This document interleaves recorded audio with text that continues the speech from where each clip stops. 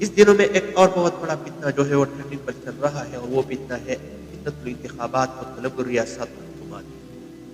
انتخابات کے پیچھے جانا، ووٹ دینا، جمہوریت کو جو ہے اس کو آگے لے آنا، قرآن کو پیچھے کرنا، اور اس چیز جو ہے یہ قرآن اور حدیث کے خلاف ہے۔ قرآن اور حدیث میں اس کی کوئی بھی دلیل موجود نہیں ہے۔ یہ چیز جو ہے تقریباً 62 قوانین اس آئین پہ جو ہے قرآن اور حدیث کے خلاف ہے، اور 400 قرآن آیات کے خلاف اس چیز کا جو ہے ٹکراؤ جو ہے 400 قرآن آیاتوں کے ساتھ آ رہا ہے۔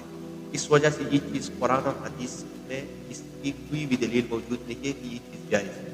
بہت سے لوگ یہ کرتے ہیں، ووٹ دیتے ہیں، اور بعض لوگ تو یہ سمجھتے ہیں کہ ہم اس کی وجہ سے جو ہے اسلام لے آتے ہیں۔ بہت سے علماء جو ہے یہ فتویٰ لگاتے ہیں اور یہ کوشش کرتے ہیں کہ اس کی وجہ سے ہم اسلام کو لے آتے ہیں۔ بھائی یہ کون سا اسلام ہے کہ سب سے پہلے اسلام لانے کے لیے آپ کفر کو تسلیم کرتے ہو، بعد میں آپ اسلام کو لے آتے ہیں؟ تو یہ سب جو ہے یہ جھوٹ بولتے ہیں، یہ جو ہے اپنے مفادات کے لیے یہ چیزیں کرتے ہیں، سیاست کرتے ہیں، ووٹ دیتے ہیں۔ قرآن اور حدیث میں اس کی کوئی بھی دلیل موجود نہیں ہے، بلکہ یہ چیز قرآن اور حدیث کے خلاف ہے۔ اللہ رب العالمین فرماتے ہیں وَمَن لَّمْ يَحْكُم بِمَا أَنزَلَ اللَّهُ فَأُولَٰئِكَ هُمُ الْكَافِرُونَ وَأُولَٰئِكَ هُمُ الْفَاسِقُونَ وَأُولَٰئِكَ هُمُ الظَّالِمُونَ۔ جو لوگ قرآن اور حدیث پر فیصلے نہیں کرتے، کسی اور قانون پر فیصلے کرتے ہیں، یہ لوگ ظالم ہے، فاجر ہے، فاسق ہے، اور یہ لوگ جو ہے یہ کافر ہے۔ اللہ رب العالمین نے ظاہری ان لوگوں پر جو ہے فتویٰ لگایا ہے کہ یہ لوگ ظالم اور فاسق ہیں، پھر بھی لوگ اس کے پیچھے جاتے ہیں۔ شیخ الاسلام ابن تیمیہ نے الیاست قانون چنگیز خان نے بنایا تھا، شیخ الاسلام ابن تیمیہ نے اس پر ڈائریکٹلی کفر کا فتویٰ لگایا، کیونکہ قرآن اور حدیث کے خلاف اس نے ایک منشور بنایا تھا۔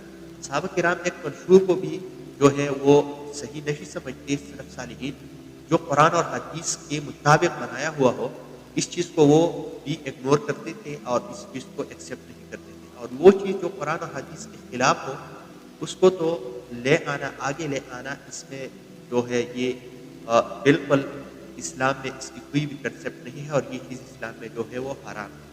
اور رسول اللہ صلی اللہ علیہ وسلم فرماتے ہیں جو لوگ خود ایک لیڈرشپ طلب کرتے ہیں ان لوگوں کو لیڈرشپ مت دو، اور یہ چیز ان کے لیے حرام ہے۔ اور یہ لوگ تو ووٹ کے لیے جو ہے ہر ایک کے گھر کی طرف جاتے ہیں اور اس لوگوں سے ووٹ مانگتے ہیں کہ مجھے ایک لیڈرشپ دو، مجھے حاکم بنا دو،